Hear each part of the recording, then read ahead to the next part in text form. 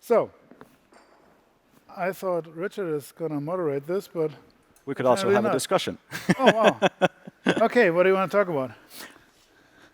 I was super interested in a lot of the points you had in your presentation.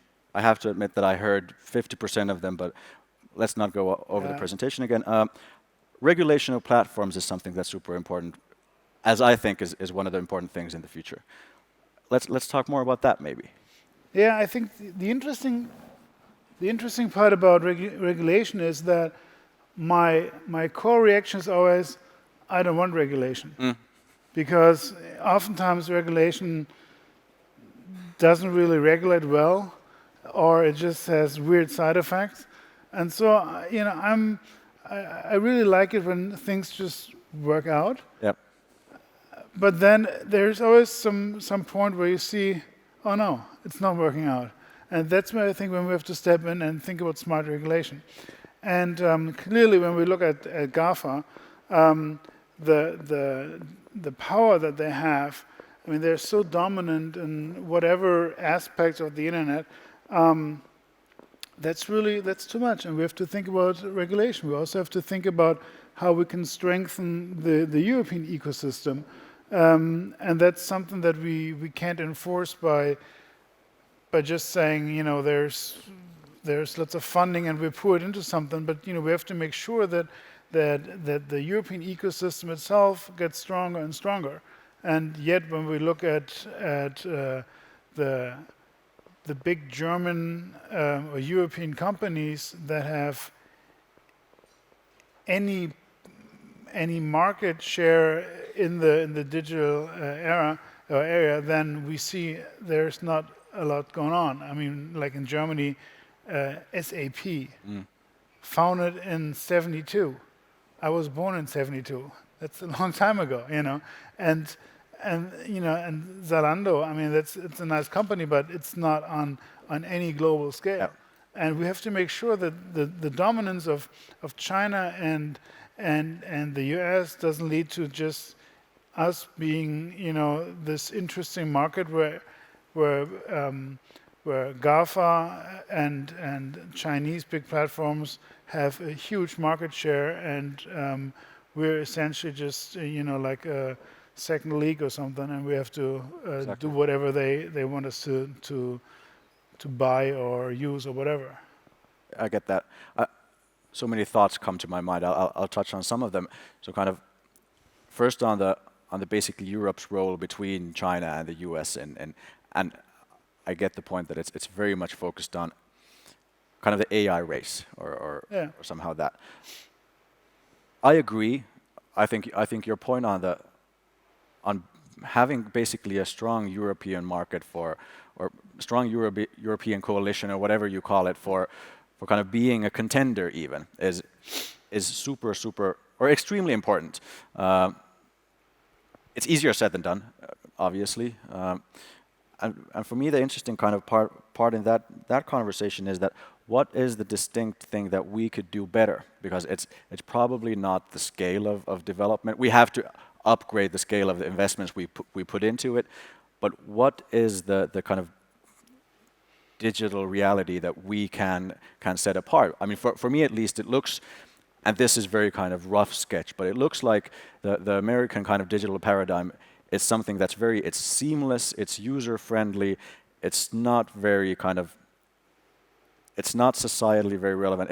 It's a very kind of basically market-driven approach for the world, and then the Chinese approach is then it's very, and these are kind of simplification, but it looks like it's something that seems to be very, in a way, security-focused, very kind of top-down, very monitoring society type of way. And there should be a pocket for a European paradigm to kind of European digital development with somehow open rules, somehow collaborative, somehow privacy rules. Actually, in this context, I'm a big believer in GDPR. I'm not sure if you are.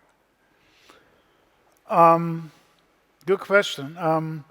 As I said about regulations, sometimes there are unintended side effects, and I think with GDPR there's a big one, because essentially it makes it, it enforces those those login structures that GAFA have. Yeah. And so they gain an unfair competitive advantage by that regulation. So the intention was good, the outcome was not really that good. On the other hand, it allows for new innovation. It essentially forces media companies to work together to have some sort of shared login instances. So I think that part is good. Sure. But when I look at Europe as a whole, obviously we have this really big market. Yet we have still 28 countries with 28 different legal standards, and we have to simplify that. We are obviously not getting anywhere because everybody's then still very much inclined to keep whatever they have in their national power. Yep. So for me as an investor, it would be extremely helpful if the legal framework would be the same in Finland as in Germany as in Sweden. It is not. There's always that minor thing that is a little different that makes it complicated for us and expensive, and only the lawyers win. The lawyers will win always. Yeah. But when you look at the way the society changes, and when you look at the European landscape, what is your thought about it, like who's going faster, who's going slower, or is it like William Gibson once said, the futures are already there, it's just unevenly distributed, that you see pockets everywhere where things are changing, but it's just not changing everywhere at the same time? I would tend to kind of agree with the pocket theory. So kind of we do see pockets of the future everywhere we go. I mean, we see them in Munich, we see them in Helsinki. Then again, looking into my home country, looking into Finland, I'm starting to be a bit worried, and this is probably similar to very, very different countries. I'm starting to be a bit worried about Finland, whether Finland is a kind of one unit anymore. I mean, Helsinki is very, very different to when you go to rural eastern Finland, where the kind of the middle income is very different, the middle age is very different, the kind of kilometers you have to travel to hospitals or schools is very different, and they're actually not. They don't seem to be. I mean, we speak the same language and we all watch hockey and so forth. There are kind of these cultural emblems that we tend to have. But the kind of polarization within countries is also so huge. I'm guessing there are a lot more similarities between Helsinki and Munich than Helsinki and Pihtipudas, which is a small place in Finland. And this is something that actually kind of worries me in Finland, but it worries me in Europe as well. I mean, the nation states, we could always say that, yeah, Estonia is doing very well in digital stuff, which is true, but the nation state actually, in a way, it hides the right layer, which is kind of the big polarization between areas. Yeah, but I like Estonia, but I hate the Estonia example because Estonia is about the size of Munich. Exactly. But it has its own army, something Bavaria doesn't have anymore. But still, it's very tiny, and things are easier when you're tiny. Of course, Estonia is a pocket. It's an interesting pocket and so forth, but it's not a model for kind of digital nation state. Let's talk for a bit about education, because I think when we look at the future, and when we talk about a progressive idea of the future, then I think we have to talk about education. In Germany, it has been very common practice for the last 30 years to look at Finland and say, wow, they're doing it right, and then not changing anything in Germany. How did you guys, turn the education system upside down? And I mean, you're like experimenting all the time with education systems. In Germany, that is just not allowed, because when you do that as a politician, you will never be elected again. In Hamburg, they had to declare a 10-year school peace after they did some reforms, and then everybody was they were up in arms because of the reforms. And so the guy who was then elected mayor he declared a school peace. He said, we won't change anything in schools for 10 years. Everyone's like, yeah! Like, no, that's wrong. I mean, I want change, you know. How did you guys do that in Finland? Well, there are kind of a few parts to the story, or I mean, it's not a beautiful narrative, but kind of a few parts in my story. Yeah. So kind of historically, the Finnish education system was based on the first. This is kind of me being modest.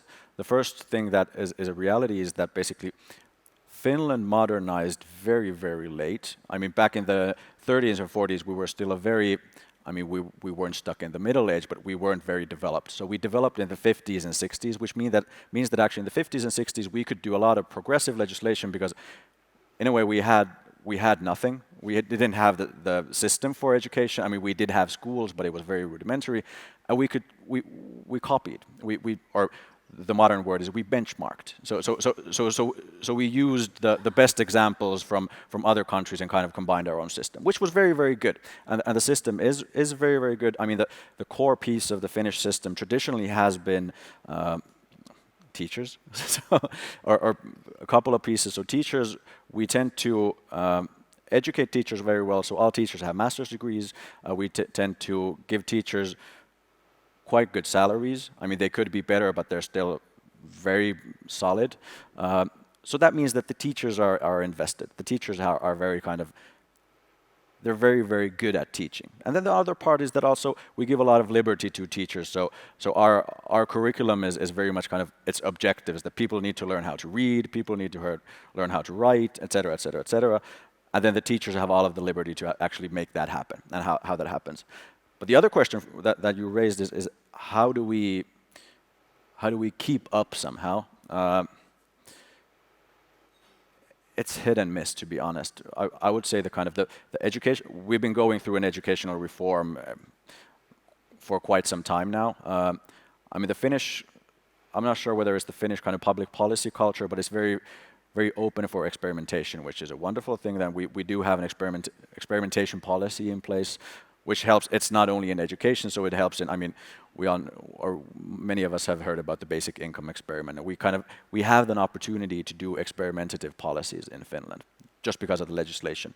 But there, I mean, I would say that there's also a bit of a dilemma, or we're so proud of our education system that we're afraid to change it, which kind of means that in some time we might not have the best education system. Kind of, it's the same thing that people in Paris don't want to build anything new, and then it turns into a museum. So that's what we're doing a bit with our education system. I personally think so. Mm-hmm. How did Finland handle the whole Nokia crisis? I mean, for Finland, obviously Nokia was like the company, kind of like in Germany, if the automotive industry would go bust, Exactly. then we would have a huge problem. And I think we will have a huge problem. And so how did Finland cope with that? I mean, in Nokia, as we all know, they were producing rain gear boots in the 30s or something, Yep. and then leapfrogged into that tech giant, and then somehow missed a couple developments. Sure. Well, I think Nokia, the way we got over Nokia, the honest answer, we never got over Nokia. I mean, it's still kind of, identity-wise, we haven't got over Nokia. So it's still, if you read a fairly typical weekly newspaper, there's someone's column that's an analysis of why Nokia went bust, or a business magazine, or there's books written on it all the time. It's still kind of a big issue for us. But did you move from Nokia to Angry Birds, like right away?